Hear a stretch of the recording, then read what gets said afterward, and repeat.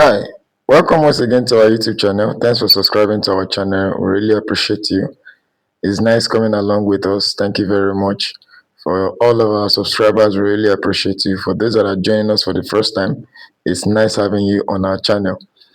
Today, we want to look at the WAEC 2026 qualitative analysis. That's the SALT analysis. So for this very practical session, WAEC examination, we have actually carried out the practical in the lab. So I have only brought the report of what the experiment was like when we actually carried them out. So I will quickly run us through what we observed in the experiment and the possible inferences that you might come across, that you might be having. So this was prepared based on knowledge of what the sample could be like and what WAEC could ask you to do.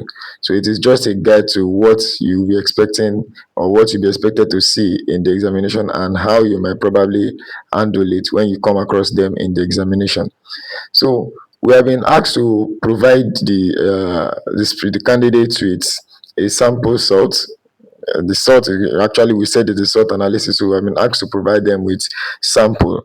And so the sample has some compounds in them, compounds that have been mixed together. So we carried out some experiments on the sample, and this is how the experiment went.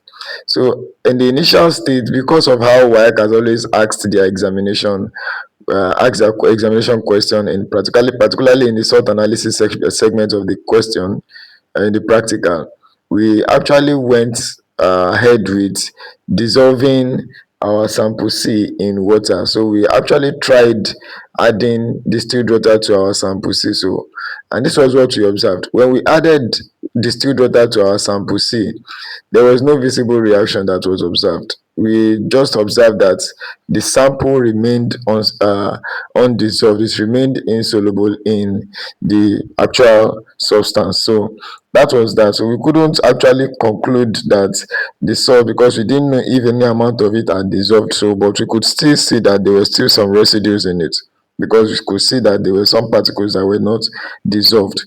And then we actually tested again with litmus paper, and it was not having any reaction on litmus paper.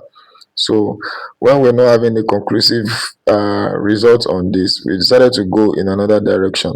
So we tried adding HNO₃ to the sample C.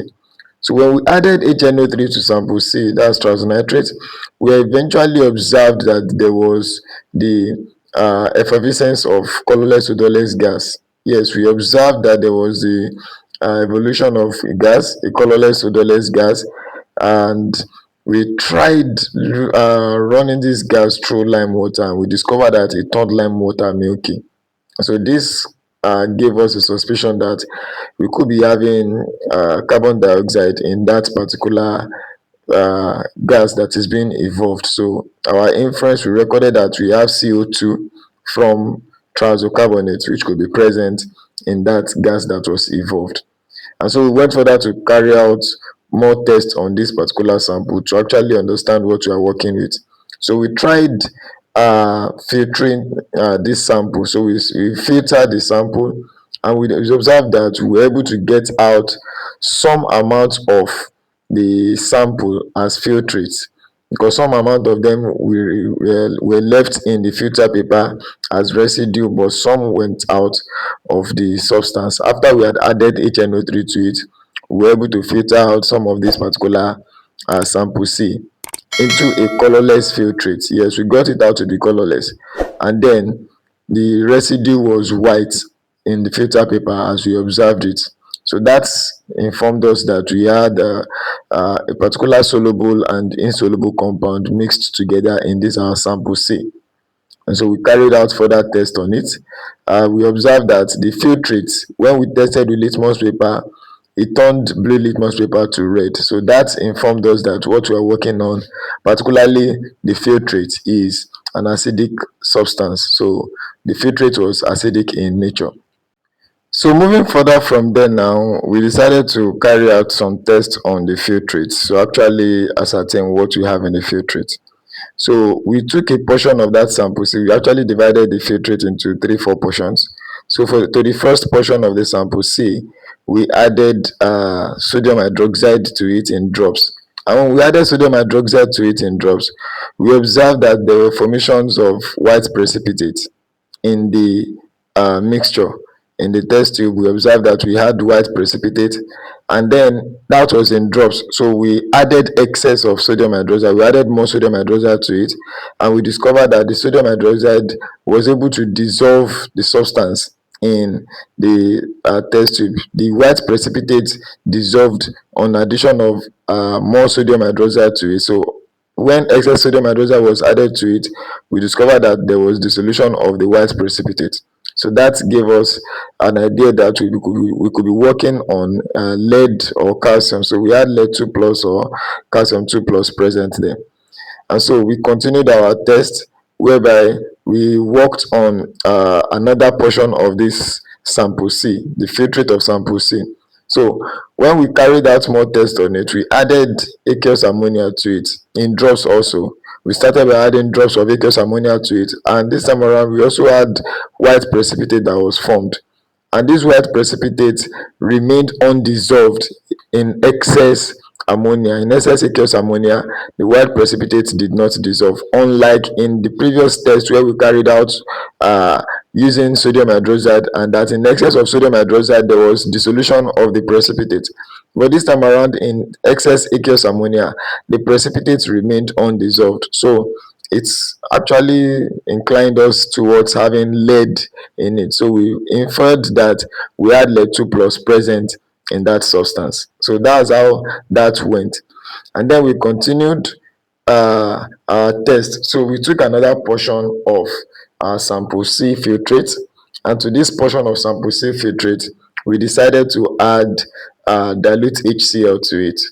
So on the addition of dilute HCl in drops, we also had formation of white precipitate. Now, this white precipitate remained insoluble. It did not dissolve in excess HCl. And so we decided to heat. So when we heated the substance in the test tube, we discovered that the white precipitate disappeared. The white precipitate that was formed when we added dilute HCl to the sample C in the test tube, the white precipitate that was formed disappeared on heating. And then we left the test tube for a bit to cool. And after cooling, we observed again that the white precipitate that disappeared also appeared again on cooling. So that confirms to us that we had lead 2 plus present or confirmed in that particular filtrate of sample C. So that was how that particular experiment went. And so we wanted to know what we had in our residue, and so we decided to test our residue with iodine. We tested with other substances, but the one that gave us a confirmatory result or inference, we tested with iodine solution, and our residue on addition with iodine solution formed a blue-black coloration. We observed that there was formation of blue-black coloration on the residue, and so that informed us that we had starch present in that particular residue. So it confirmed that we had starch in the residue.